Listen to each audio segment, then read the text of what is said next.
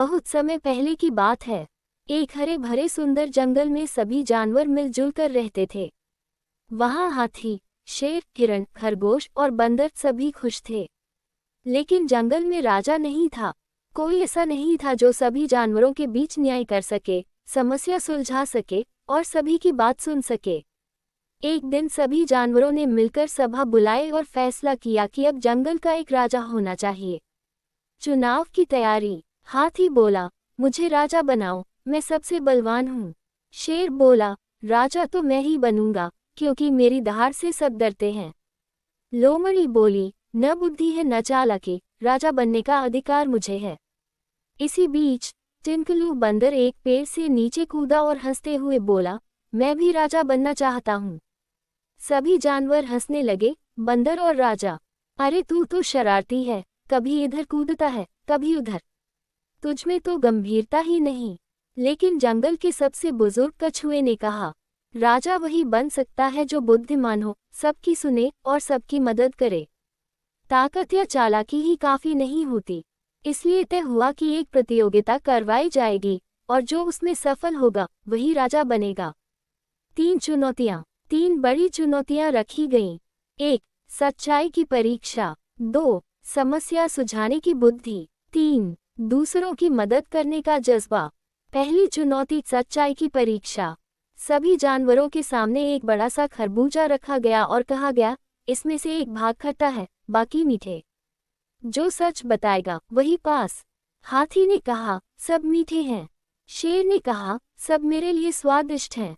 लोमड़ी बोली, जो मैंने खाया वो सबसे अच्छा था।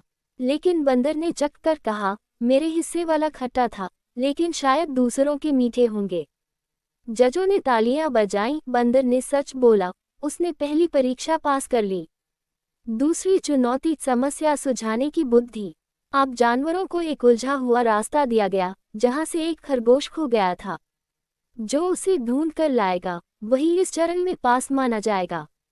शेर गुस्से में दहाड़ते हुए गया, पर खरगोश डर के मारे और अंदर भाग गया। हाथी रास्ते में फंस गया। बंदर ने चुपचाप पेड़ की डालियों से झांकते हुए खरगोश की आवाज सुनी। उसने धीरे से उसे बुलाया और कहा, डर मत, मैं तुझे घर वापस ले जाऊंगा। और वो उसे सुरक्षित वापस ले आया। दूसरी परीक्षा भी टिनकलू ने जीत ली। तीसरी चुनौती, मदद करने का जज्बा। अंतिम परीक्षा में एक नकली घायल कबूतर रखा गया। सब जानवर देखते रहे लेकिन कोई पास नहीं गया। बंदर दौड़ता हुआ गया, कबूतर को उठाया और पूछा, तुम ठीक हो? रुको, मैं मदद लाता हूँ। तभी जज बोले, ये थी तुम्हारी परीक्षा, तुमने बिना डरे मदद की। अब सब जानवर समझ चुके थे कि राजा सिर्फ ताकतवर नहीं होता, दिलवाला और समझदार भी होना चाहिए। जंगल का नया राजा। सभा के अंत में सभी जानवरों ने तालियां बजाईं और बंदर को जंगल का राजा घोषित किया। उसे एक सुंदर मुकुट पहनाया गया और सभी ने राजा टिनकलू की जय हो के नारे लगाए। राजा बनने के बाद भी टिनकलू पहले जैसा ही विनम्र रहा। वो हर सुबह जानवरों की बात सुनता, जंगल की सफाई पर ध्यान देता और बच्चों के लिए खेल कूद की जगह बनवाता। लोमड़ी एक दिन आए और बोली, राजा टिनकलू, मैं तुमसे जलती थी, लेकिन अब समझ गई कि असल राजा वह है जो सबका भला चाहता है।